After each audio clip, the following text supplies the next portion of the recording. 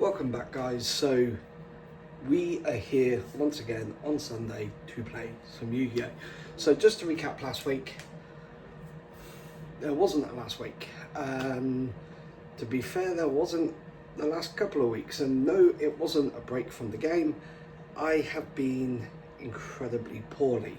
Last time I made it to Yu-Gi-Oh was the sneak peek event for Suda, and I caught some virus there, and it's completely took me off my feet for 2 to 3 weeks, and I'm only recently been feeling well enough to actually get out of bed, let alone pick up some cardboard and play Yu-Gi-Oh. But I am excited to be back. So it's Sunday, that means it's tournament day. So like I said, it is tournament day, however it is also the weekend of the YCS over in Birmingham. So it's going to be a bit of a quieter one because quite a few of our players are going to be heading down to Birmingham. So good luck to you guys. And that includes, of course, Matt and Adam and Ryan. And Ryan had to borrow a few cards off me, including my Fiendsmith Engraver, which means we don't have the Fiendsmith package. So I'm putting Chimera aside. I know, I keep back and forth with that deck, but I'm putting it to the side for this week because, again, without the Fiendsmith engine, can it really do what we need it to do? So with that in mind, I'm playing a much more pure, heavier Orcus build with a small Horus engine. Now, in testing, it's going well, but that is, of course, uninterrupted. I'm not feeling confident. We need that new Horus support as soon as possible, but it's locals. Let's head down to Geek Retreat and let's see what we can do. So round one, we got paired up against Dan, and as you know, I love playing against Dan. We have some of the better games I think I ever play. Better doesn't necessarily mean the most competitive, but definitely some of the most fun. But with that being said, he is on Therian Horus this week. So we're both playing some spicy, random off-the-wall deck. Let's see who has more gas with their deck list. And he won the dice roll. And as such, he very quickly took game one. That deck actually puts out some decent boards when it goes. There's a few places where I saw has some checkpoints. Just unfortunately, I had nothing to choke it with. So he did take game one. So now we're going to move over to game two, which I'm going to show you. So I hope you enjoy the footage. Okay, so here in game two, we choose to go first and normal summon the Yugioh and completely mess up his effect, treating his foolish effect as a during your main phase rather than on summon. So that was a heavy mistake, but the summon was met with the Lancia. So with that, we activate the triple tactics talent, choosing to take a card from his hand and shuffle it back in. This revealed the 2 copies of King Sark, a Happy and the Imperm. We chose to get rid of the Imperm because getting rid of anything else wouldn't have made a difference. If we got rid of the King Sark, he still had one. If we got rid of the Happy, he could have foolished it. So now we use the Yugioh effect to generate us both a token, and then completely misuse the other effect, like I said, sending an Orcus to the grave. Now we did choose the wrong card here. Now we sent the Harp Horror for follow-up. However, if we sent a World Legacy monster such as the World Legacy Wand, we could have then linked off the Yugioh and the token into the lib and kept extending from there, because that would have given us the World Legacy Succession, which would have reborn and then put us into a link 3. However, like I said, we misplayed, we kept messing up, so we just had to pass. We couldn't make anything with the token, and with Yugioh we are not running Link Spider, we are running Relinquished Anima as our link 1. And yeah, if we was running Link Spider, then potentially, but with what we've got and what we had on the field, thanks to that Lancia, we have to pass and just hope we survive the turn. So we set the imperm, we set the solemn strike, and we set the call by the grave, and we pass. So hopefully we can survive. Okay, we don't set the call by the grave. Why didn't we set the call by? I'm not entirely sure. Actually, I don't think that is called by, so I think I just missaw the card. But Dan started his turn with King Sarcophagus, sending the happy to foolish Dwarmatef. Now, some of these names I may get wrong, so I do apologise. I am heavily dyslexic, and these names are bloody strange. Dan then attempted to bring back the Dwarmatef, and again I just misplayed after misplayed here and prematurely flipped over that solemn strike I slided in. Now that was premature, because if I waited until he went into the Xyz monster, I would have got a lot more for it, because here he can just bring back the happy and then ditch another card to send another Horus and end up overlaying. Whereas if I waited for him to bring back two, go into the Xyz, that would have been a lot more bang for my buck, so to speak. But here we are. Dan then, like, as predicted, brings back the happy, and then he ditches his Argo system to foolish. This name I'm not even going to pronounce. I'm not even going to attempt to pronounce. He's going to foolish the one that no one ever plays and no one ever reads. And then he brings it back. He then overlays both into gigantic champion Sagas, which you will see right here. This is met with the imperm. I just tracked the imperm on that thing, but this is where I show a solemn strikes, because he only has one other card in hand, which he would have had to have ditched for the Inseti, just so he had something on the field. Therefore, taking those resources out, and then I could have impermed the Inseti, still lost whatever. But he attacks into the gear suit, gets some damage on board, which, cool, fair enough, and then the turn is passed back to us. Lancier effects are now gone, and Dan has no negates in the hand. He has no hand traps and no negates on the field. So therefore, as long as we don't misplay, we should be good to go. So we banish the Harp Horror spec from the deck, and we go into the Bombard. We link it off into the Relinquished Anima, just to keep extending, and then we banish the Bombard to spec an Orcus from hand, being the Harp Horror the only one we have. Now, realising this, I have fucked up yet again, because if I banish something other than the Bombard, if I spec anything other than the Bombard off the Harp Horror, such as Nightmare, for example, but here's what it is. We have to keep going. We put the two monsters we have into here you go. Here comes not only a fuck up, but an illegal play. We actually put the token and the Relinquished Enema into an IP Little Knight. An IP Masquerader. Now, who here can tell me why this is illegal? I'll tell you why. Because IP states on it 2 non-link monsters, but we use a fucking link monster. So yay, well done me yet again. And also, damn, why did you pick that up? Not your job, but still. Yeah. How many misplays have you guys counted already? So maybe this deck isn't shit, maybe it's just me. That is. But still, the misplay goes through, and then we link the 2 monsters off into the Lingir. So we shuffle back 2 banish monsters to send a card it points to the grave, and then it can't attack for this turn. So we overlay it into the Dingir, so sending his King Sark to the grave, and then we punch for 2,600 points damage. We set a card and we pass turn. Now, honestly, it doesn't matter what Dan draws for turn. It just doesn't. We know the last card in his hand is the King Sark, and as soon as that's on the field, he can bring back the 3 Horus monsters in the grave. So there's me punching for the 2/6, yada yada yada. So as soon as he activates the King Sark, he can bring back the 3 in grave and pitch whatever the hell he draws to get the Imseti, giving him 4 monsters, all with all 8 stars, all big bodies, and yeah.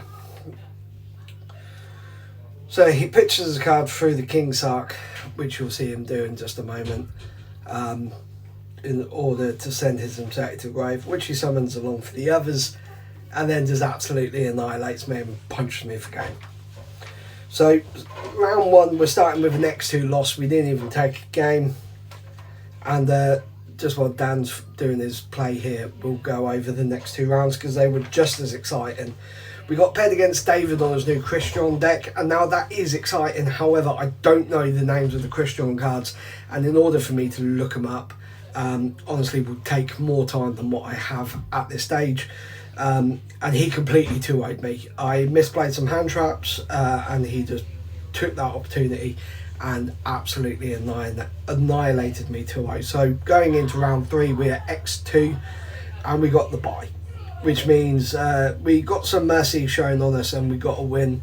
So we did film a feature match of between Ryan on Sky Striker and Wally on RDA, which has been filmed. We're going to post that as a separate video because I'm going to live react to it. So I hope you guys look forward to that. Also, we moving into the round 4 pairings. We got paired up against a different Adam who was on Dinosaur Raigi. In game 1, Adam won that dice roll. He did what dinos do with some negates, which we was just not playing through, and absolutely fucking annihilated us yet again. So not going well. So after this, we're going to jump straight into the game 2 against Adam, and hopefully actually take a game today. Okay, so here we are in game 2, and I'm starting here, and my god, do we need that link 1 already for August. There wasn't much we could do based on the hand we had, and Adam's just showing off his hand there, as you can see. So all we can do here is set 3 back row, 1 being the Cool Buy, 1 being Solemn Strike, and I set the Heart Horror. I can't remember what the third one is. I believe it's an Imperm, but I could be wrong. And we set the Heart Horror in defence, and we pass turn.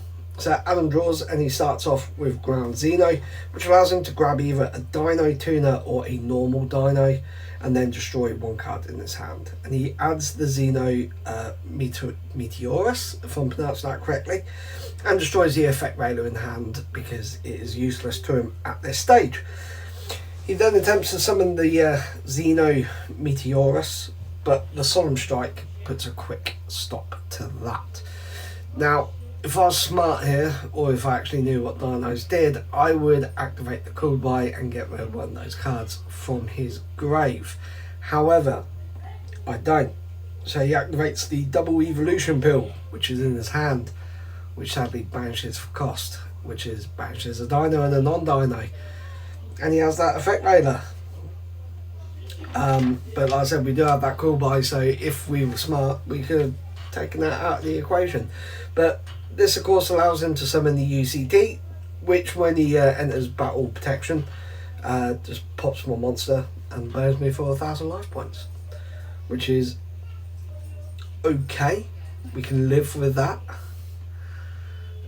What we can't live with is what happens after that, which you are about to see.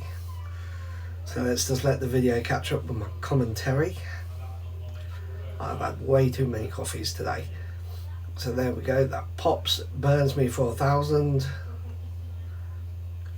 I'd love to be able to edit in like a life point calculator thing. He activates the Rugi Realm Worm Winds, meaning during my turn, any monster sent from my field to the grave is banished instead.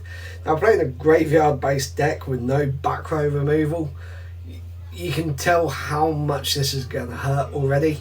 And just the fact that this is game 6, what I've played today, and I've lost 5. So based on that and having a floodgate, which we do not have an out for, yeah, certainly is a foreshadowing, shall we say. So I'm just trying to understand everything here. Now, you're about to see something which left me questioning things. I don't know if I'm right, I don't know if I'm wrong, so please leave it in the comments below, so therefore we know for next time. However, what I do here is I banish the Heart Horror in order to summon the Bombard, which then we link it off into the Relinquished Anima, because of course that monster is in the Relinquished Anima zone.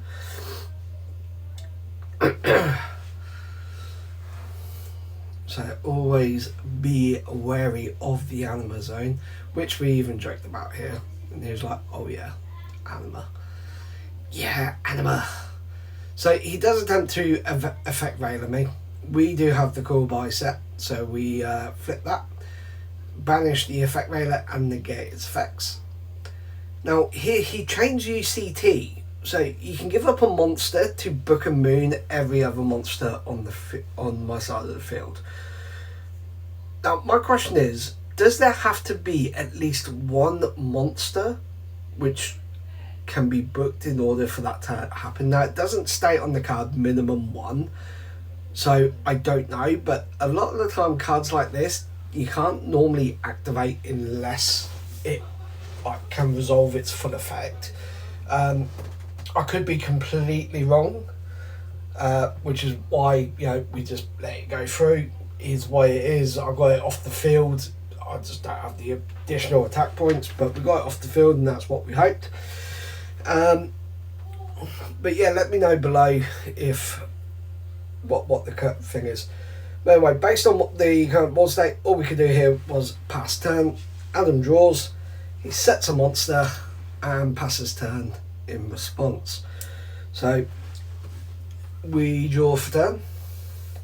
We tribute summon World Legacy Crown and attack the defense position monster, because there's no point keeping Anima on the field. He's not going to put anything in that zone, but anything that's sent from the field to the grave is banished. So Anima gets banished. Here comes World Legacy Crown, and we attack the defense position monster. Now this thrilling game state continues with Adam drawing and passing. We draw, hoping for something to get us ball rolling, and we actually draw the Foolish Burial, which gets a monster in our graveyard and not banished. I was well happy. And watch this. Ash Blossom. So Foolish Burial gets negated. All we can do here now is poke Adam for 2,000 points of damage and pass turn. Again, Adam draws a card and passes turn. So he can't capitalise on his floodgate, and I can't out his floodgate. We draw, we set a card, and we poke for 2,000 more and pass. Now this is where things go horribly wrong for us, because Adam finally drew a start, which is Reigi Rising, which allows him to search for Sosi, if I'm pronouncing that correctly.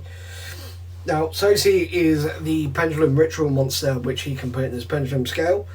And then he can pop it, which gets him the Field Spell, which you're about to see here. Are we about to see it? Am I that far ahead of my commentary? What's going on?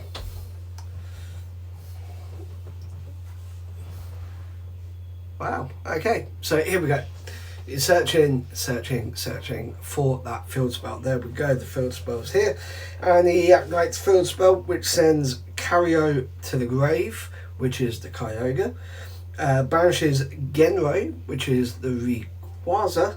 And instead of adding the dinosaur one, he adds Miscellaneousaurus to hand, which then he activates his effect, sending it to grave, making all dinos unaffected by my activated card effects, which makes that imperm I have set on the field absolutely fucking useless. So Adam uses Misk's second effect, banishing itself and one other dino to spec Babysaurus from deck, and then he normal summons Amorodon, if I'm pronouncing that correctly, uses the effect to pop the baby and search for double Evo Pill. Baby on destruction, of course, will spec out the Oviraptor from his deck. Adam then uses the field spell to summon all 3 level 10 Rugi monsters. One from field, one from deck, one from grave, one from banishment. Whew. Either I'm talking really fast or Adam's shuffling really slow. I'm assuming I'm talking really fast, so let's go. So there's the activation. He summons the big Groudon one from deck. He summons Kyogre from the grave and Rayquaza from the banishment. I'm fully aware that's not what they're called, but you know, that's easily what they're based on. Now, either way, we're fucked. We've only got a 2k monster on the field, but we put up the tiniest little bit of resistance we have left and activate that D barrier. It's not doing much, but it was just more of a middle finger going, you ain't doing your combo, you have to kill me with what you got. And guess what? He does. He just runs us down with the 3,000 bodies that we've left him on the field. So, yeah. Great game, Adam. It was really fun to play against. I really appreciate it. The floodgates fucking hurt. But yeah. So, he is just having to think about what to do and then just comes to the conclusion of just kill me with what he's got. So there's 1,000, there's 3,000, there's 3,000, and that's game. Okay, so finally another week in the books. And what a week. 3 games played and lost. Not just lost, but lost 2-0 on every game. On every match. We didn't take a single game this week. That's kind of embarrassing. Now, the 3 games we played on a heavy Orcus build did get us to 2-0 against us. So we just got to go back to that drawing board. You know, at the end of the day, I tried something different. It didn't work, but it is what it is. But just at the end of this week's vlog, I just want to say a massive thank you to Sam, which is aka the Owners Club, and of course Ryan. This week, yet again, we had car troubles. Sam, bless him, came out of his way to come pick me up. I think I'm about 20 minutes out of his way, and gave me a lift to locals, and Ryan gave me a lift home. So I just want to say massive thank you guys. If it wasn't for you, this vlog wouldn't exist this week and I wouldn't have been able to attend. But with that in mind, I hope you all can stay safe, and I'll see you next week for the Blue Eyes structure deck with a map week. That's exciting.